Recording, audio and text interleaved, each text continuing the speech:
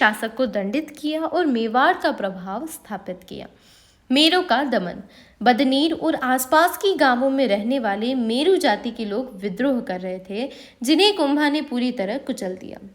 डूंगरपुर पर विजय। 1446 ईस्वी में कुंभा ने डूंगरपुर के शासक गोपीनाथ को हराकर अपनी विशाल सेना का भय दिखाया और उसे अपने अधीन कर लिया।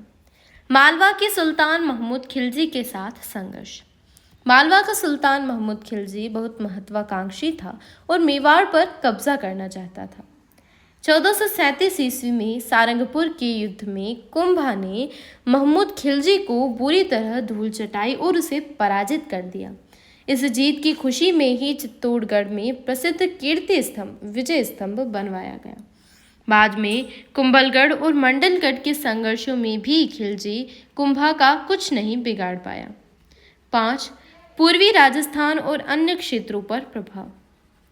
कुंभा ने रणथंभौर के दुर्ग पर अधिकार किया। आमेर के कछवाहा शासक उद्दरन को अपनी अधीनता स्वीकार करवाई और अपनी राजनीतिक ताकत को पूरे राजस्थान में फैला दिया। नेक्स्ट क्वेश्चन, महाराणा कुंभा की प्रारंभिक कठिनाइयां और उनका अंत किस प्रकार हुआ। महाराणा कुंभा जब मेवाड़ की गद्दे पर बैठे तब उनके सामने कई गंभीर चुनौतियां और कठिनाइयां थीं। उन्होंने अपनी बुद्धिमत्ता और साहस से इन सभी समस्याओं का सफलतापूर्वक सामना किया। बाबा व मेरा की समस्या। महाराणा कुंभा के दादा मोकल की हत्या उनके चाचा और मेरा ने महपा पवार के साथ मिलकर की थी। यह एक बहुत ही पारिवारिक संकट था, बहुत ही बड़ा। कुंभा ने इन विद्रोहियों की ताकत को कुचलने के लिए सेना भेजी। उन्हें चारों तरफ से घेर लिया। परिणाम स्वरूप चाचा और मेरा मारे गए, जबकि महपा पवार मांडू भाग गया। इस प्रकार कुंभा ने आंतरिक कलह को समाप्त किया। लाखा द्वारा हंसाबाई से विवाह करने पर उत्पन्न समस्या। कुंभा के पितामह लाखा ने वृद्धावस्था में रणमल राठौड़ की बहन हंसाबाई से विवाह किया, जिससे यह शर्त जुड़ी हुई थी कि हंसाबाई का पुत्र ही मेवाड़ की गद्दी पर बैठेगा। इसके कारण लाखा के ज्येष्ठ पुत्र चुंडा को अपनी सेवा छोड़नी पड़ी और मेवाड़ की शक्ति रणमल के हाथों में केंद्रित हो गई। कुंभा ने बाद में रणमल के बढ़ते प्रभाव को समाप्त करने के लिए उसे मांडू से बुलवाकर उसकी प्रेसिमी भारमली के माध्यम से रास्ते से हटवा दिया। भीलों का सहयोग प्राप्त करना। राज्यों की इन अंदरूनी समस्याओं से निपटने के लिए कुंभा ने भीलों को अपनी ओर संगठित किया और उसका पूरा सहयोग प्राप्त करके अपनी स्थिति को पूरी तरह सुदृढ़ कर लिया। नेक्स्ट क्वेश्चन, राणा सांगा की विजयों उपलक्ष्यों का वर्णन कीजिए। राणा सांगा मेवाड़ के एक बहुत ही पराक्रमी और महत्वाकांक्षी शासक थे। उन्होंने अपनी वीरता और शानदार सैन्य कौशल के बल पर कई बड़े युद्ध जीते और मेवाड़ की ताकत को बहुत ज़्यादा बढ़ा दिया था। उनकी प्रमुख विजय इस प्रकार है। राणा सांगा ने सबसे पहले अजमेर पर अधिकार किया और वहां अपने खास मित्र करमचंद परमार को शासक बनवाया। इसके तुरंत बाद उन्होंने बागनौर के क्षेत्र को भी अपने कब्जे में ले लिया। ईडर की राजनीति में हस्तक्षेप। सांगा ने ईडर की अंदरूनी राजनीति में दखल दिया, रायमल को ईडर की गद्दी पर बैठाया और इसके बाद रायमल पर आक्रमण हुआ तो सांगा ने उसकी मदद करके ईडर पर अपना मजबूत प्रभाव स्थापित किया। मालवा और गुजरात के सुल्तानों को परास्त करना। मालवा के सुल्तान महमूद खिलजी द्वितीय को सांगा ने गागरोन के युद्ध में बुरी तरह हराया और उसे बंदी बना लिया। हालांकि बाद में उदारता दिखाते उसका राज्य उसे वापस लौटा दिया। गुजरात के सुल्तान मुजफ्फर शाह के आक्रमणों को भी सांगा ने पूरी तरह विफल कर दिया और अपनी सैन्य ताकत का लोहा मनवाया। ये क्वेश्चन हमने शायद अभी पढ़ लिया था, लेकिन फिर भी वापस आ गया है। ठीक है, कोई बात नहीं। नेक्स्ट क्वेश्चन, खानवा के युद्ध 1527 ईस्वी के क्या कारण थे, विस्तार से समझाइए। देखिए, खानवा के युद्ध के बारे में 17 मार्च 1527 ईस्वी को बाबर और राणा सांगा के बीच हुआ खानवा का युद्ध भारतीय इतिहास के सबसे महत्वपूर्ण युद्धों में से एक है।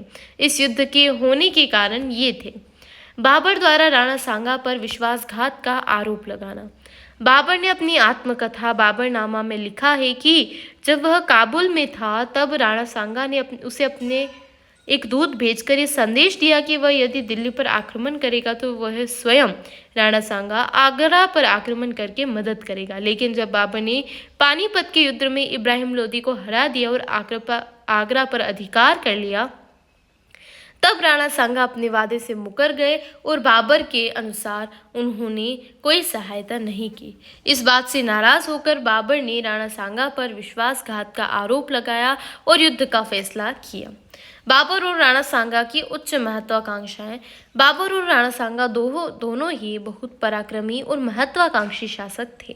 राणा सांगा केवल मेवाड़ तक ही सीमित नहीं रहना चाहते थे, बल्कि पूरे उत्तर भारत में अपना प्रभाव और हिंदू साम्राज्य स्थापित करना चाहते थे। दूसरी ओर बाबर भी भारत में एक विशाल मुगल साम्राज्य की नींव मजबूत करना चाहता था। जब दोनों की महत्वाकांक्षाएं आपस में टकराई तो युद्ध होना तय था। राणा सांगा के अभियानों से बाबर का क्रोधित होना। पानीपत के प्रथम युद्ध के बाद राणा सांगा ने रणथंभौर के पास के कई इलाकों और गांवों पर अधिकार कर लिया। ये सभी क्षेत्र दिल्ली के सुल्तानों के अधीन थे, जिन्हें अब बाबर अपना मानता था। राणा सांगा द्वारा इन क्षेत्रों को जीतना बाबर को बहुत गुस्सा दिला रहा था। राजपूत अफगान संगठन और आपसी शत्रुता। पानीपत के युद्ध के बाद इब्राहिम लोदी के भाई महमूद लोदी ने राणा सांगा के यहाँ शरण ली थी। इस प्रकार मेवाती और अफगान मिलकर बाबर के खिलाफ एक मजबूत शक्ति बन रहे थे। बाबर इस राजपूत अफगान संगठन को अपने लिए बहुत बड़ा खतरा मानता था, इसलिए वह राणा सांगा को रास्ते से हटाना चाहता था। धार्मिक मतभेद और जिहाद की भावना। राणा सांगा अपने आप को हिंदू धर्म संस्कृति का रक्षक मानते थे, जबकि बाबर अपने आप को इस्लाम धर्म का प्रचारक मानता था। बाबर ने राणा सांगा के विरुद्ध इस युद्ध को जिहाद धर्म युद्ध का रूप दिया ताकि उसके सैनिकों में जोश और उत्साह बना रहे। महाराणा प्रताप द्वारा किए गए सैन्य सुधारों और युद्ध की तैयारियों का वर्णन कीजिए। हल्दीघाटी के युद्ध से पहले और संघर्ष के दौरान महाराणा प्रताप ने अपनी सैन्य ताकत को मजबूत करने और मेवाड़ की रक्षा के लिए कई महत्वपूर्ण कदम उठाए थे। उनकी प्रमुख तैयारियां और सुधार इस प्रकार थे। स्वाभिमानी और सामंती तथा भीलों का सहयोग। महाराणा प्रताप ने मेवाड़ के स्वाभिमानी सामंतों और स्थानीय भील जाति के लोगों को मिलाकर एक शक्तिशाली सेना का गठन किया। सुरक्षा की दृष्टि से उन्होंने कुंभलगढ़ को अपना मुख्य निवास स्थान बनाया। इसके पश्चात उन्होंने मेवाड़ की जनता में साहस और उत्साह का संचार किया तथा उन्हें एकजुट होकर मेवाड़ की रक्षा करने के लिए प्रेरित किया। युद्ध की रणनीतिक तैयारी।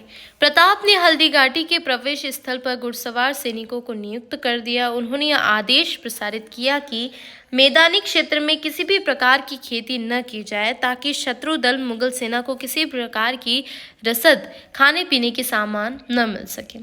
सुदृढ़ किलेबंदी। रसद रोकने की व्यवस्था के साथ साथ प्रताप ने कोपलगढ़ और गोगुंदा जैसे महत्वपूर्ण किलों की सुरक्षा व्यवस्था को बहुत मजबूत सुदृढ़ किलेबंदी किया। प्रधान सेनापति की नियुक्ति। युद्ध के लिए जाने वाली सेना का प्रधान सेनापति उन्होंने अपने वफादार और भरोसेमंद लोगों को नियुक्त किया ताकि वे पूरी निष्ठा और रणनीति के साथ युद्ध का संचालन कर सकें। हल्दीघाटी के युद्ध के क्या परिणाम रहे? हल्दीघाटी के युद्ध के परिणामों की विस्तार से विवेचना कीजिए। देखते हैं। 18 जून 1576 ईस्वी को गोगुंदा के पास लड़ी गई हल्दीघाटी का युद्ध भारतीय इतिहास का अत्यंत प्रसिद्ध और निर्णायक संघर्ष माना जाता है। इस युद्ध के परिणामों और प्रभावों को निम्नलिखित बिंदुओं के माध्यम से विस्तार से समझा जा सकता है। युद्ध का अनिर्णायक रहना। हल्दीघाटी के युद्ध का कोई स्पष्ट या स्थायी परिणाम नहीं निकला। मुगल सेना महाराणा प्रताप को बंदी नहीं बना सकी और न ही मेवाड़ की पूरी ताकत को कुचल पाई। दोनों पक्षों को भारी नुकसान उठाना पड़ा, लेकिन युद्ध का अंत किसी की पूर्ण विजय के रूप में नहीं हुआ। मेवाड़ की स्वतंत्रता का बरकरार रहना। यद्यपि अकबर की विशाल सेना ने हल्दीघाटी और आसपास के क्षेत्रों गोगुंदा और कुंभलगढ़ पर अस्थायी रूप से अधिकार कर लिया, फिर भी महाराणा प्रताप और उसके सैनिकों ने अपनी स्वतंत्रता की मशाल को बुझने नहीं दिया। प्रताप ने जंगलों और पहाड़ी इलाकों में रहकर अपना संघर्ष जारी रखा। मेवाड़ की जनता और सेना में नए उत्साह का संचार। इस युद्ध के बाद भी मेवाड़ के लोगों का मनोबल नहीं टूटा। भीलों और सामंतों ने मिलकर महाराणा प्रताप का पूरा साथ दिया, जिससे मेवाड़ की जनता में देशभक्ति और एकता की भावना और अधिक मजबूत हो गई। मुगल साम्राज्य के लिए असफलता। अकबर का मुख्य उद्देश्य मेवाड़ को पूरी तरह कुचलकर उसके संसाधनों पर अधिकार करना और प्रताप को अपने अधीन करना था, लेकिन इतने बड़े सैन्य अभियान के बावजूद अकबर इस उद्देश्य में पूरी तरह असफल रहा। प्रताप अंत तक मुगलों के सामने नहीं झुके। इतिहासकारों के थर्मोपल्ली की संज्ञा। प्रसिद्ध इतिहासकार कर्नल जेम्स टोड ने हल्दीघाटी के युद्ध के महत्ता को देखते हुए इसकी तुलना यूनान के प्रसिद्ध थर्मोपल्ली युद्ध से की और इसे मेवाड़ की थर्मोपल्ली कहा, क्योंकि सीमित संसाधनों के बावजूद प्रताप की सेना ने जिस वीरता का परिचय दिया वह इतिहास में अमर हो गया। नेक्स्ट क्वेश्चन है, महाराणा प्रताप द्वारा खोए हुए प्रदेशों पर पुनः अधिकार करने की क्या रणनीति और सफलता रही, विस्तार से वर्णन कीजिए। देखिए, हल्दीघाटी के युद्ध के बाद महाराणा प्रताप के सामने सबसे बड़ी चुनौती ये थी कि मुगलों ने मेवाड़ के जिन महत्वपूर्ण हिस्सों जैसे कुंभलगढ़, चित्तौड़गढ़ आदि पर कब्जा कर लिया था, उन्हें वापस कैसे छीना जाए। आइए इसे बहुत ही आसान और मजेदार तरीके से समझते हैं। छापामार युद्ध प्रणाली, गुएरिला वॉरफेयर। प्रताप समझ चुके थे कि मुगलों की इतनी बड़ी और ताकतवर सेना के साथ मैदान में आमने सामने की टक्कर देना मुश्किल है, इसलिए उन्होंने छापामार युद्ध नीति अपनाई। वे जंगलों और पहाड़ियों में छिपकर अचानक मुगलों की चौकियों पर हमला करते थे और फिर गायब हो जाते थे। इससे मुगल सेना हमेशा तनाव में रहती थी। मुगल चौकियों पर अचानक हमले। प्रताप ने अपनी बिखरी हुई सेना और भील मित्रों की ताकत को इकट्ठा किया। मोही, गोगुंदा और मंडल जैसी मुगल चौकियों पर अचानक आक्रमण करना शुरू कर दिया। उन्होंने धीरे धीरे मुगलों की नाक में दम कर दिया और कई इलाकों को वापस जीत लिया। अब्दुल रहीम खान खाना के आक्रमण को विफल करना। अकबर ने प्रताप को कुचलने के लिए अब्दुल रहीम खान खाना को भेजा, लेकिन प्रताप ने उनकी एक नहीं चलने दी। यहाँ तक कि प्रताप ने कोमलगढ़ के दुर्ग पर भी दोबारा अधिकार कर लिया। चावंड को अपनी नई राजधानी बनाना। लगातार संघर्ष और रणनीतिक बदलाव के चलते प्रताप ने चावंड को अपनी नई राजधानी बनाया और वहीं से अपने राज्य का प्रशासनिक और सैन्य संचालन किया। जीवन के अंतिम दिनों तक वे अपनी खोई हुई अधिकांश जमीन और मेवाड़ के स्वाभिमान को सुरक्षित रखने में कामयाब रहे। छात्रों, परीक्षा में दीर्घ उत्तरीय प्रश्न किसी भी परीक्षा का सबसे महत्वपूर्ण हिस्सा होते हैं। अगर आप इन्हें सही तरीके से लिखते हैं तो एग्जामिनर आपसे इतना खुश हो जाएगा कि पूरे में से पूरे नंबर दे देगा। आइए जानते हैं कि एक परफेक्ट लॉन्ग आंसर कैसे लिखा जाना चाहिए और इसके क्या क्या फायदे हैं। लॉन्ग आंसर लिखने का सही फॉर्मेट। जब भी एग्जाम में कोई बड़ा प्रश्न आए तो उसे कभी भी एक लंबे पैराग्राफ या दीवार की तरह मत लिखिए, उसे हमेशा इन 4 हिस्सों में बांट कर लिखिए। प्रस्तावना। प्रश्न की शुरुआत हमेशा 2 से 3 लाइनों के एक बेहतरीन परिचय से करें। जैसे अगर महाराणा प्रताप का प्रश्न है तो बताएं कि उनका जन्म कब हुआ और वे मेवाड़ के कितने प्रतापी राजा थे। इससे एग्जामिनर पर बहुत अच्छा प्रभाव पड़ता है। फिर आता है मुख्य भाग, बॉडी पैराग्राफ विथ हेडिंग्स। उत्तर का सबसे मुख्य हिस्सा होता है। इसमें हमेशा अलग अलग हेडिंग्स और बुलेट पॉइंट्स का इस्तेमाल करें। पहला, राजनीतिक उपलब्धियां, युद्ध के कारण आदि। हेडिंग्स लिखने से एग्जामिनर को आपका उत्तर पढ़ने में आसानी होती है और उसे तुरंत समझ आ जाता है कि आपको सब कुछ आता है। महत्वपूर्ण तथ्य या उदाहरण। उत्तर के बीच बीच में मुख्य तारीखों जैसे 1576 ईस्वी, 1527 ईस्वी या प्रसिद्ध इतिहासकारों के नाम जैसे कर्नल जेम्स टोड या गोपीनाथ शर्मा ज़रूर लिखिए। इससे आपके उत्तर में वजन आ जाता है और उस एग्जामिनर को पता चल जाता है कि हाँ, इसे नॉलेज है। निष्कर्ष। उत्तर का अंत हमेशा एक सुंदर निष्कर्ष या उपसंहार के साथ करें, 2 या 3 लाइनों में। इससे पूरे प्रश्न का सार लिख दें और उस घटना या राजा के इतिहास में उसका क्या महत्व रहा वो लिख दें। अब पॉइंट वाइज लिखने के क्या फ़ायदे हैं। एग्जामिनर की आंख को आराम। जब आप पैराग्राफ के बजाय पॉइंट्स में लिखते हैं तो परीक्षक एग्जामिनर को आपकी बात सीधे और साफ शब्दों में समझ आ जाती है। पूरे नंबर मिलने की गारंटी। पैराग्राफ पढ़ने में एग्जामिनर बोर हो सकता है, लेकिन पॉइंट्स देखने पर वह तुरंत समझ जाता है कि छात्र को सारे बिंदु अच्छे से याद है और वह पूरे नंबर दे देता है। कॉपी सुंदर और साफ दिखती है। साफ सुथरी लिखावट और हेडिंग्स वाली कॉपी देखने में बहुत आकर्षक लगती है।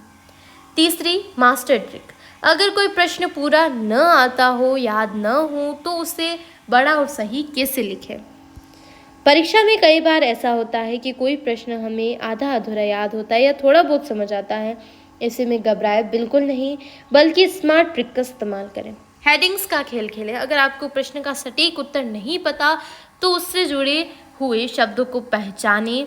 जैसे अगर प्रश्न मेवाड़ या युद्ध से है, फिर अपनी तरफ से सुंदर सुंदर हेडिंग्स बना लें। घटना के कारण, युद्ध का प्रभाव, ऐतिहासिक महत्व अपने शब्दों में विस्तार दें। हेडिंग्स बनाने के बाद उनके अंदर अपनी समझ के अनुसार आसान भाषा में 3-4 लाइनें लिख दें। इतिहास के पेपर में यदि आपको कहानी या घटना पता है तो आप उसे अपने शब्दों में थोड़ा खींचकर विस्तार लिख सकते हैं। कॉपी कभी खाली न छोड़ें। याद रखें, एग्जाम में कोई भी प्रश्न खाली नहीं छोड़ना चाहिए। अगर आप उससे मिलता जुलता सही फॉर्मेट बनाकर लिख देंगे तो एग्जामिनर आपको खाली छोड़ने के मुकाबले अच्छे खासे नंबर ज़रूर दे देगा। चाहे वो अगर 5 प्रश्न का नंबर है तो उसमें अगर वो आपको पूरे नंबर नहीं देता है, 2 नंबर ही देता है, 3 नंबर ही देता है, तो फ़ायदा आपका ही है। तो मेरे प्यारे दोस्तों, यहीं पर आज की इस क्लास को हम समाप्त करते हैं। मुझे पूरी उम्मीद है कि आज का सेशन आपके लिए बहुत ही ज़्यादा हेल्पफुल रहा होगा। और हाँ, चैनल के जो सब्सक्राइबर बढ़ाने की जो जिम्मेदारी मैंने आपको दी थी उसे बिल्कुल मत भूलना। आप सबको मिलकर कम से कम 50-50 सब्सक्राइबर बढ़वाने में मेरी मदद करनी है। आपके जितने भी दोस्त हैं, रिश्तेदार हैं, परिवार के फ़ोन हैं, सबसे चैनल को लर्न विथ योगिता को सब्सक्राइब करवा दीजिए। आपका यही सपोर्ट मेरी असली ताकत है। जल्दी से नीचे कमेंट बॉक्स में ये भी बता देना कि इस सीरीज़ का नेक्स्ट पार्ट, अगला चैप्टर आपको कौन सा चाहिए।